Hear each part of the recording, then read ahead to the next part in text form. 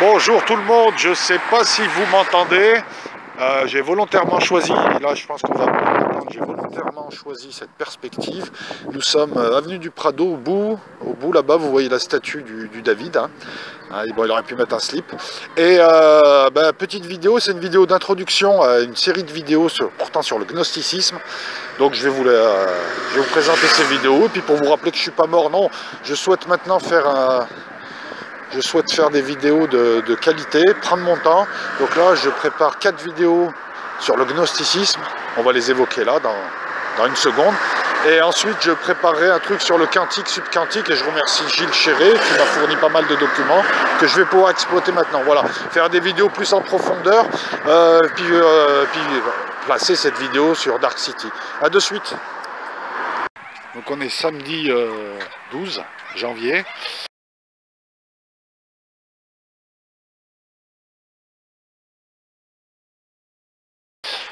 On est sur le Prado Sud, voilà, petite mer sympa, il fait bon, on va se poser là.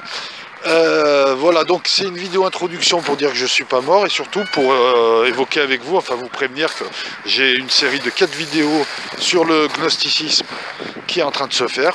Je pense que j'en poserai 2 cette semaine. Le gnosticisme. En fait, pourquoi ces vidéos? Déjà parce que j'avais envie de faire un travail un peu plus sérieux, un peu plus ésotérique, hein, beaucoup de gens me le demandent, et je voulais parler de ce sujet parce que la gnose, on va dire la gnose est beaucoup évoquée, on en parle beaucoup, mais on en dit peu de choses finalement.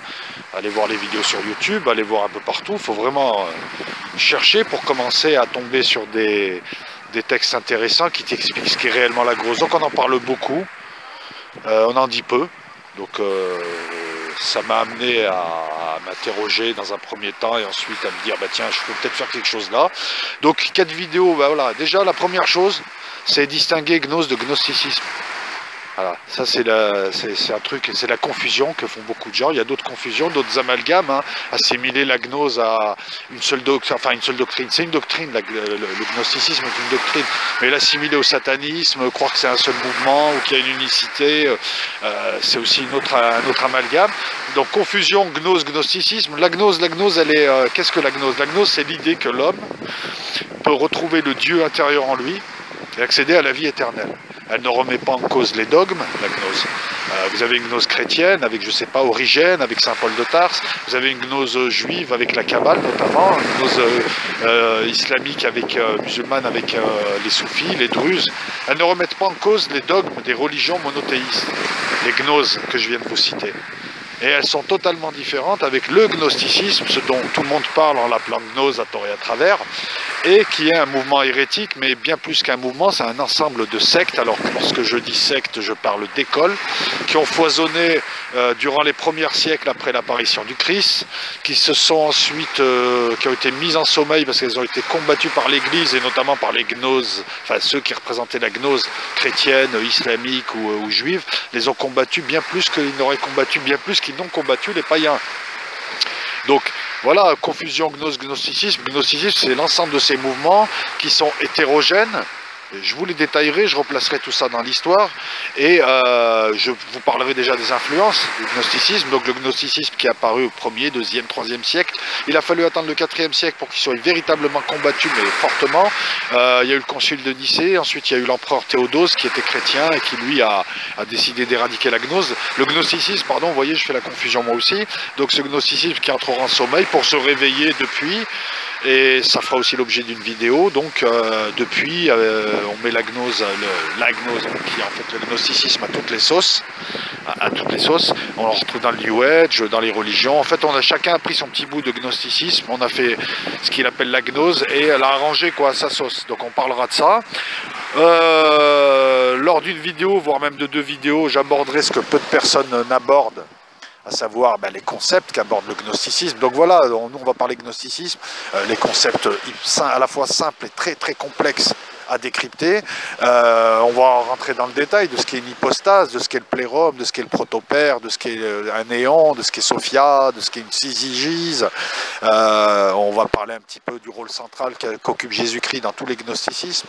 On va aborder le tronc commun, donc la création de l'univers, enfin la création tout d'abord du plérome, par hypostase, par émanation successive de l'ineffable.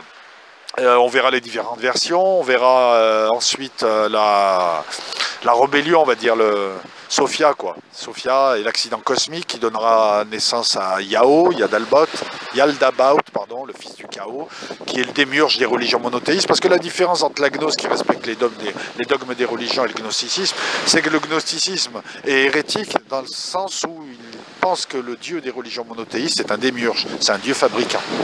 Voilà, ça aussi on le verra.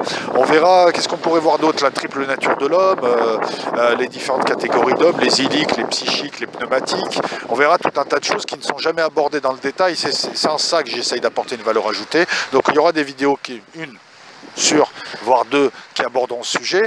Et au final, donc la dernière vidéo, la quatrième, je pense, je vais essayer de faire ça en 4 vidéos, fera un corollaire, déjà posera la question de qu'est-ce que la gnose aujourd'hui, qu'est-ce qu'elle est devenue. On verra que les mouvements New Age, notamment, s'en inspirent mais mal, puis la comprennent très mal, puisqu'ils lui font dire un petit peu tout et n'importe quoi. Alors encore une fois, je viens de dire la gnose, mais c'est le gnosticisme, on est d'accord. On verra un petit peu ses influences à travers le temps jusqu'à aujourd'hui dans les religions, dans les philosophies, ses liens avec le bouddhisme, etc. etc. On se posera la question de savoir qu'est-ce qu'un gnostique aujourd'hui. Je ne sais pas si je l'ai déjà dit, je suis vieux, je radote. Et surtout, on fera des parallèles avec les mathématiques, la physique, et on essaiera de voir le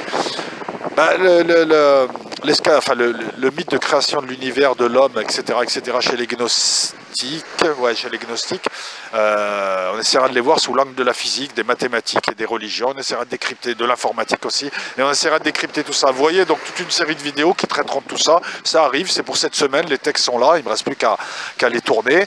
Et donc je vous remercie de me suivre. Et puis ensuite, lorsque je finirai cette série, je passerai un petit peu à une série plus physique. On parlera de la physique quantique et du subquantique. Voilà, donc je vous remercie tous. Et puis je vais essayer de poser cette vidéo aujourd'hui. Ciao.